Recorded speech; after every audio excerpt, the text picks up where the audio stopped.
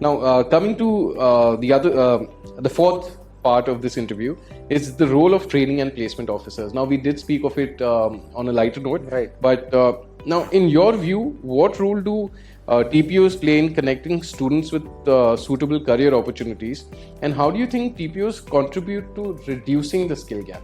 Okay. See, TPOs are actually the mediators between the outside world and the campus. True. Okay. So You are the student's window, basically. yes, exactly. All the companies, if suppose any company XYZ is looking for some skilled employees, they approach us. Right. Okay.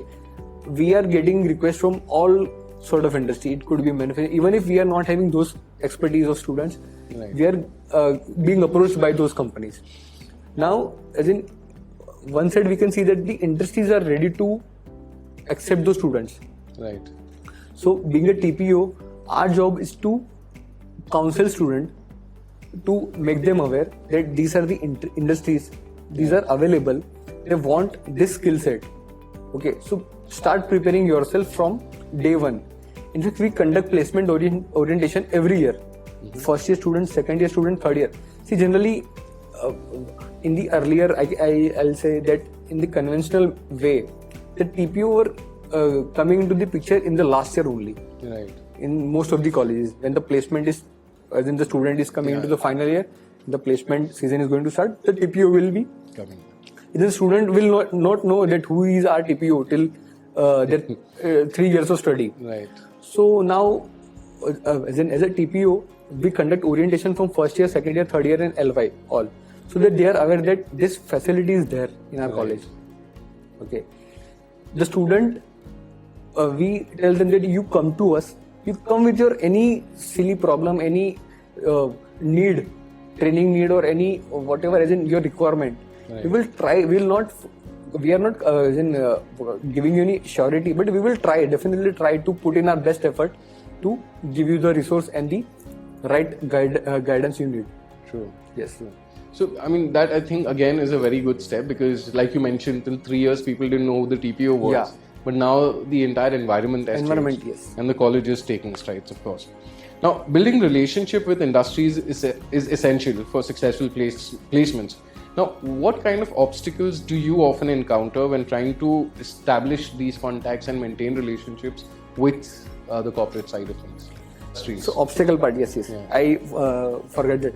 So the only obstacle I can say is that retaining those relation with the company, establishing a contact and bringing those company in the campus, it is not that much difficult. But as in being the preferred educational institute for that particular company, it is a tremendous task. Okay. And these days, as in the generation, Gen Z or the millennials, which we generally tell them, they're very volatile in nature, and it is not wrong. Right.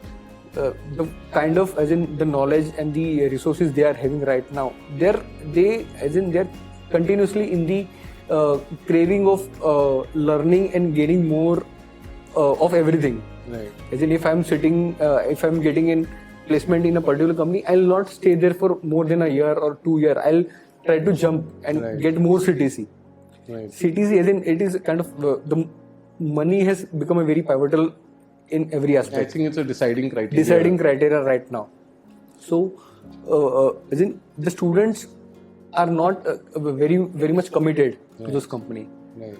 So that is affecting us somehow. As in the industry, as in we have done a survey, as in how many students are placed and how many are still there with the same company after a year. Right. And the figure is very surprising for us.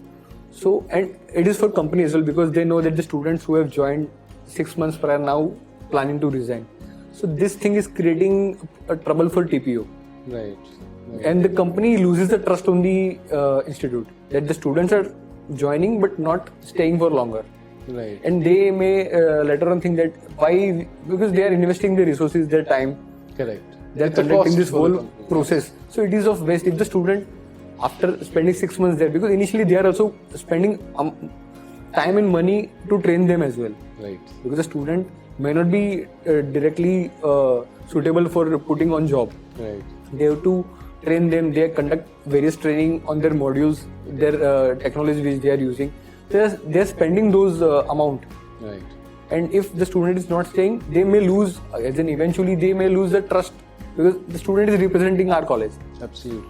So that is, then we are, then we cannot stop any student. If suppose I am going for higher study, then no company or no college can restrict me.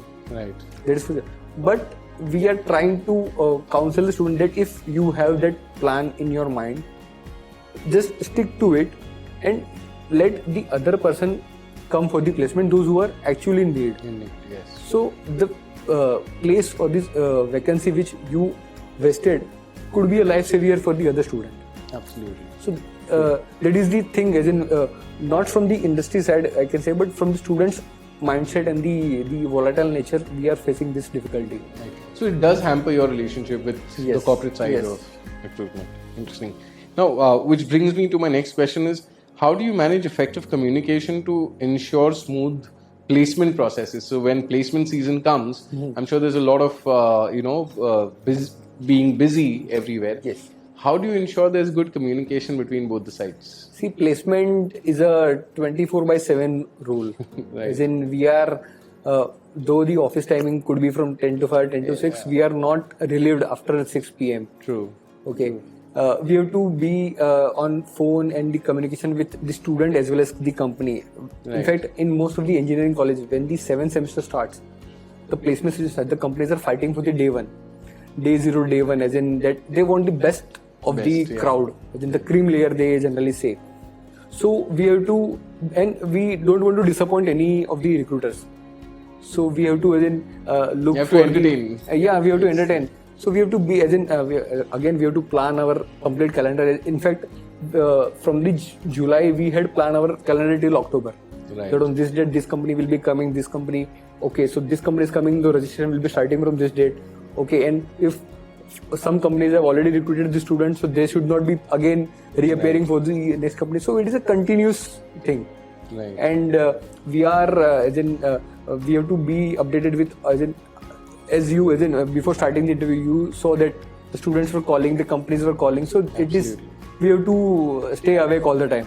True. And then sometimes you get a call at midnight, 1:30 that students are not able to register in this particular portal. What we can do for them? Right. So that, So the firefighting is always there. during but placements. touchwood, we have the team with us. So we have structured as our placement cell. That there's a TPO. With them, there's a faculty mentors.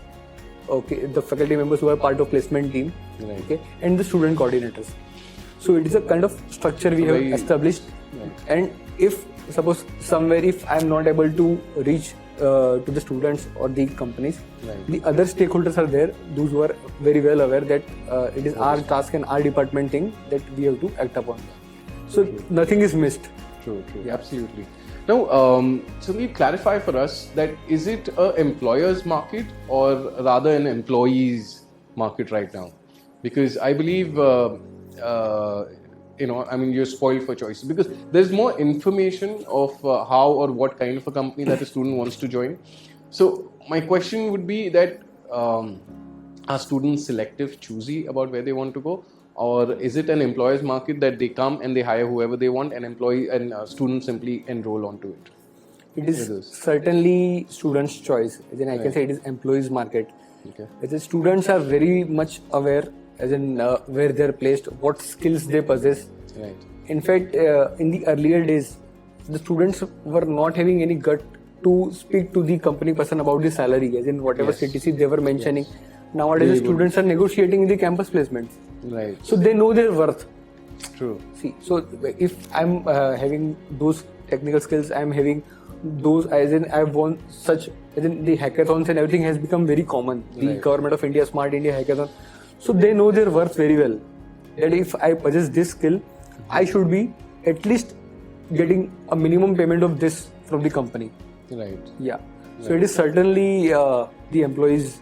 Right. I also see that, of course, monetary aspect is one, but there are other expectations as well, like the culture of the organization, what kind of facilities they provide, what is the infrastructure like. Is that also one of the main criteria for students wanting to go with? See, certainly, as in after pandemic, everyone is aware that the things the same thing which we are doing from office can be done from home. Right. So they have become very kind of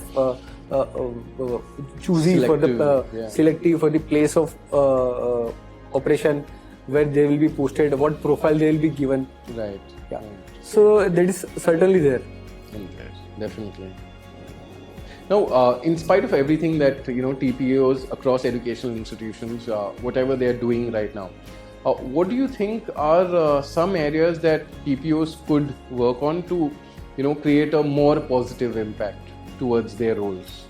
Is there anything that is missing, or is there anything that TPOs could focus more on? Of course, if I don't know if educational institutions are playing along with TPOs, but are there any gaps there for a TPO? See, one thing I can say, as I told you in our recent discussion, that TPO is a 24/7 responsibility. Absolutely. One suggestion I would like to make, that any engineering or any management college, if they're giving, generally the faculty member who is working with a particular department takes care of the TPO responsibility. Right. The management or the other, they are still in the perception that the TPO is not very tremendous task. It is just their company comes, we have to just inform the students, they will just interact, the interview will take place, and that is done. So that is not the only task. There are other back-end processes which needs continuous and meticulous involvement from the training and placement officer. Sure. So having a dedicated resources will certainly help the institute. Right. Luckily, we have that, as in we are not involved in academics. We are focusing only on training and placement of all students. Yeah. Right. So that is the suggestion I would like to make. If any college would like to improve or enhance their TPO functionality, the resource has to be dedicated one. A dedicated Yes. resource. And of course, you need to empower that resource. Yes. Give them the resources that they need. And Right. True. Great. On an ending note, Sandeep, what advice would you give to individuals who are considering enrolling for skill development courses, maybe? And how do you think they can choose the right courses that align with their career goals? Okay. See, the upskilling, new skilling, and reskilling. Right. It is a need of the hour. As in, even if you possess a particular skill, maybe 2 years down the line, you may not be having expertise on that. Right. So you have to keep on, sharpening your saw. You can say, if you have 10 days to cut a tree, you should spend 9 days sharpening your saw. It is like that. Right. So honing skills, as in regularly, it is the need of the hour. If I'm placed in a particular industry, if the job profile I'm working, it is of my choice, and if I'm having those skills, doesn't mean that I'll be surviving. Right. As we said, that the technology is involving AI, ML, blockchain. As in, these are the booming things. It is not fancy words only. Right. The companies are using this in their day-to-day life. True. So I have to identify the areas, as in, and the resource, as I said, it is available. Right. You just have to spend some time and you have to Google and you have to see. LinkedIn is the best platform, I can say. In the LinkedIn, you can see that what a particular, as in your colleague, maybe who was working with you 2 years before a company, maybe doing some other thing. You get to know that what are the areas wherein you can work and you can evolve yourself. Right. Yes. And create opportunities, Create for yourself. Great. All right.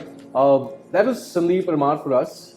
Thank you so much, Sandeep, for sharing your insights. I'm sure the student community and other TPOs, when they watch this, will definitely have a lot of insights to take from this conversation that we had. Thank you so much. Thank you.